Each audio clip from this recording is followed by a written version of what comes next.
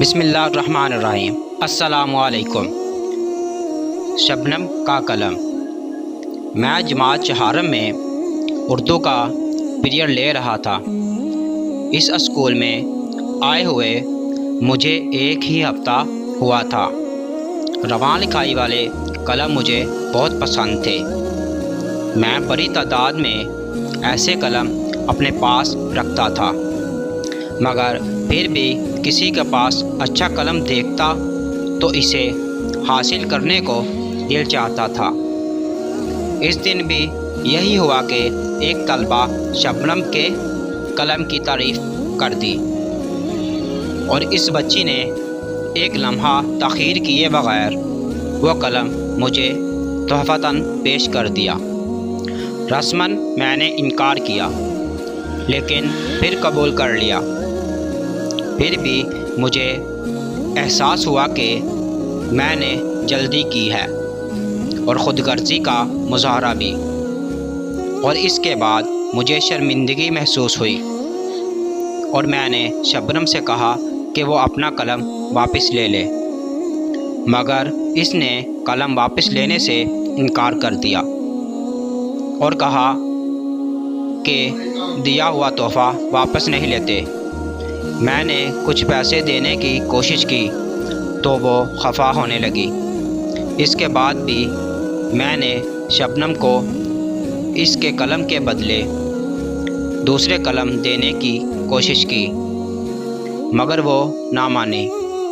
کچھ دنوں بعد میں نے وہ اسکول چھوڑ دیا، مگر قلم میرے پاس رہا، اور سچ پوچھیے تو وہ بہت پیارا قلم تھا۔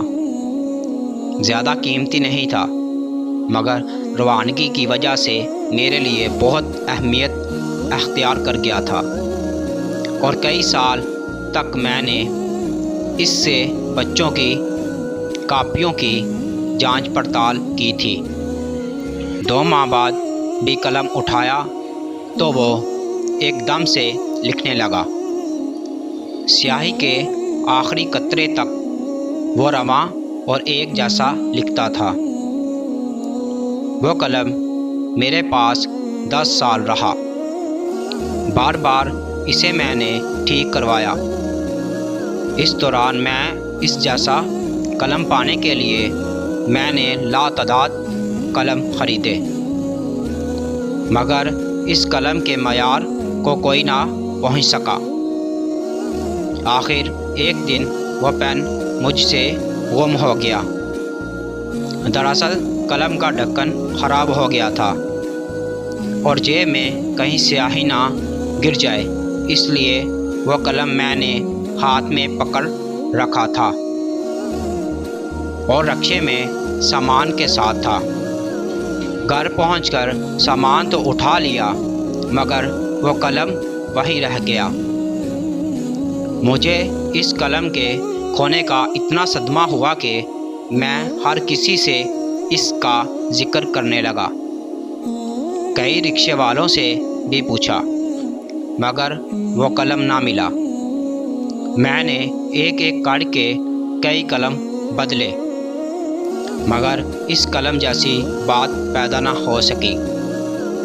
پھر ایک دن مجھے اس اسکول میں ایک تقریب میں مہمان خصوصی کی حیثیت سے بلایا گیا۔ میں وہاں پر بھی اپنے قلم کا ذکر کرنے سے خود کو باز نہ رکھ سکا۔ تقریب کے بعد ایک ٹیچر نے مجھ سے ملنے کی خواہش ظاہر کیا۔ اس نے بتایا کہ وہ میری شاگرد ہے اور اسی اسکول میں پڑھاتی ہے۔ ہماری ملاقات ہوئی، جس میں تعلیمی مسائل پر بات ہوئی۔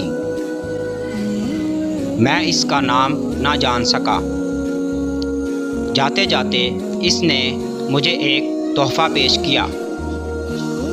گھر پہنچ کر میں نے ڈبہ کھولا تو اس میں کاغذ میں لپٹا ایک قلم اور ایک خط تھا۔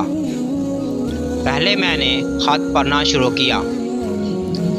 لکھا تھا، استاد محترم، آپ نے مجھے پڑھایا، اور اچھی اچھی باتیں بتا کر میری زندگی سنوار دی۔